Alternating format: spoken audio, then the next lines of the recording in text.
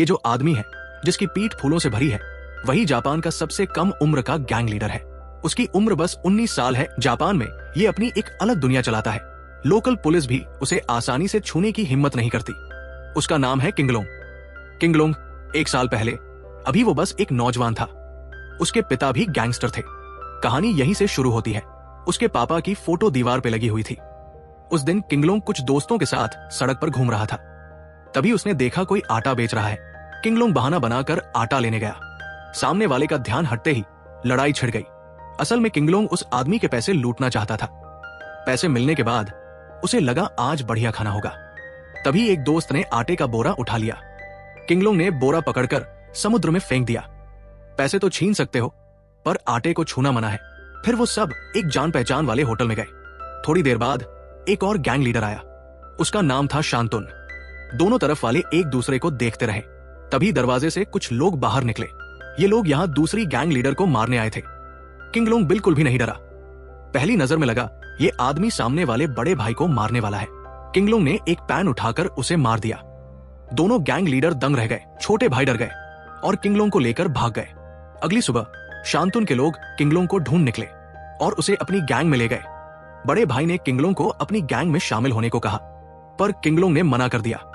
शांतुन ने उसे अपना विजिटिंग कार्ड दिया और कहा सोच लेना। तभी भाई ने फोन किया और भागने को कहा। किंगलोंग को कुछ लोग पीछा कर रहे थे। ये लोग पिछले रात के मामले के थे। उनका आटा लूटा गया था। कुछ ही देर में किंगलोंग और उसके दोस्त पकड़े गए। सामने वाली गैंग लीडर भी आ गई। उसका नाम था तियान्ये। तियान्ये चाहता था किंगलोंग उसका आटा का पैसा दे, पर किंगलोंग बिंदास था। कहा पैसे कहां से लाऊं? आटा का तो खर्चा छोड़ो, पैसा नहीं तो तुम्हें बाहर बेच दूंगा। सुना है नौजवानों के अंग बाहर बेचने में बहुत कीमत मिलती है। जहाज में चढ़ने वाला था। तभी सामने वाले ने देखा कि किंगलोंग के पास शांतुन का कार है। तियान्ये ने सोचा किंगलोंग शांतुन का आदमी है, पर किंगलोंग ने कहा मैं किसी गैंग का नहीं हूं। तियान्ये और शांतुन गैंग दोस्त है, इसलिए सुरक्षा के लिए कॉल करके कंफर्म किया। थोड़ी देर बाद शांतुन के लोग आए और किंगलोंग को ले गए। किंगलोंग ने शांतुन को देखा। बॉस ने कुछ नहीं कहा, बस पूछा आटा कहां मिलता है। ये बात सुनकर किंगलोंग की आंखें भर आई, क्योंकि बचपन से उसे प्यार की कमी थी। उसके पिता कुछ वक्त पहले मर गए थे। इसी वक्त किंगलोंग की पहचान बन गई। वो शांतुन गैंग में शामिल हो गया और शांतुन का खास आदमी बन गया। 1 साल बाद किंगलोंग ने अपना हेयर स्टाइल बदल लिया। वो फिर उसी होटल पर गया जिसे वो जानता था और होटल के मालिक के बेटे को कुछ पैसे दिए। ये बच्चा कोई मामूली नहीं था। बाद में इसका रोल सामने आएगा। अचानक किंगलोंग को फोन आया। किसी ने उसकी अपनी इलाके में फैक्ट्री तोड़ दी थी। फिर वो अपने होटल पर गया। सामने वाले थे तियान्ये गैंग वाले। उन्होंने कुछ जमीन मांगनी शुरू कर दी। थोड़ी बात करने के बाद किंगलोंग जाने ही वाला था। तभी अचानक हवा ठंडी पड़ गई और वो सोचने लगा कि ये सब सही नहीं है। किंगलोंग ने एक शराब की बोतल उठाई और कुत्ते की तरह उस बंदे के सिर पे मार दी। फिर उसने छोटे भाई को 1 साल की डांट सुनाई। उसके बाद उसका अपना वेटर उसे पीटने लगा। किंगलोंग को ये लड़की पसंद थी। उसका नाम था शियाओमी। किंगलोंग ने उसे डेट पे बुलाया। किंगलोंग को शियाओमी से पता चला कि वो अभी पढ़ाई कर रही है और सिर्फ कपड़े बेचती है।